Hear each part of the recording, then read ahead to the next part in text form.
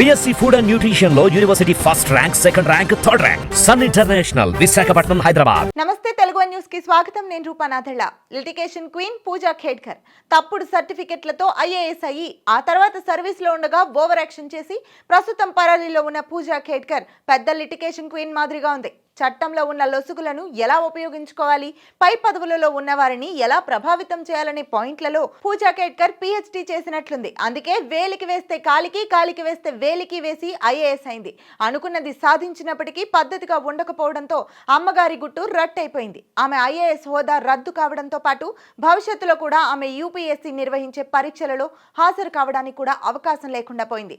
ఇక ఆమెను అరెస్ట్ చేయడం ఒకటే మిగిలి ఉంది. అయితే పరారీలో ఉన్న పూజా ఖేడ్కర్ తన లాయర్ల ద్వారా గేమ్ నడిపిస్తోంది. తన అభ్యర్థిత్వాన్ని రద్దు చేయడం మీద పూజా ఖేడ్కర్ ఢిల్లీ కోర్టుని ఆశ్రయించింది. ఈ సందర్భంగా ఆమె లాయర్ కోర్టులో వాదన వినిపిస్తూ పూజా ఖేడ్కర్ UPSC అభ్యర్థిత్వాన్ని రద్దు చేసిన విషయం ఇంతవరకు నా క్లయింట్కి తెలియదు. దానికి సంబంధించిన ఉత్తర్వులు నా క్లయింట్కి అందలేదు. మీడియా ద్వారా మాత్రమే ఈ విషయం తెలిసింది. తనకి ఉత్తర్వులు అందిన తర్వాత నా క్లయింట్ ట్రిబ్యునల్ ని ఆశ్రయిస్తుంది అని అన్నాడు. ఇక్కడ పూజా ఖేడ్కర్ అతి తెలివితేటలు భయపెడుతున్నాయి. ఆమె ఫోన్ స్విచ్ ఆఫ్ చేసి ఉంది. ఆమె ఎక్కడ ఉందో తెలియదు. అభ్యర్థిత్వాన్ని రద్దు చేసినట్లు నోటీసులు ఇద్దామంటే ఆమె పత్తాయే లేదు. ఈ లిటిగేషన్ క్వీన్ ఒక పక్క తప్పించుకుని తిరుగుతోంది, మరో పక్క తనకు నోటీసులు అందలేదని కోర్టుకు చెప్తోంది. పాప తెలివితేటలు మామూలుగా లేవు.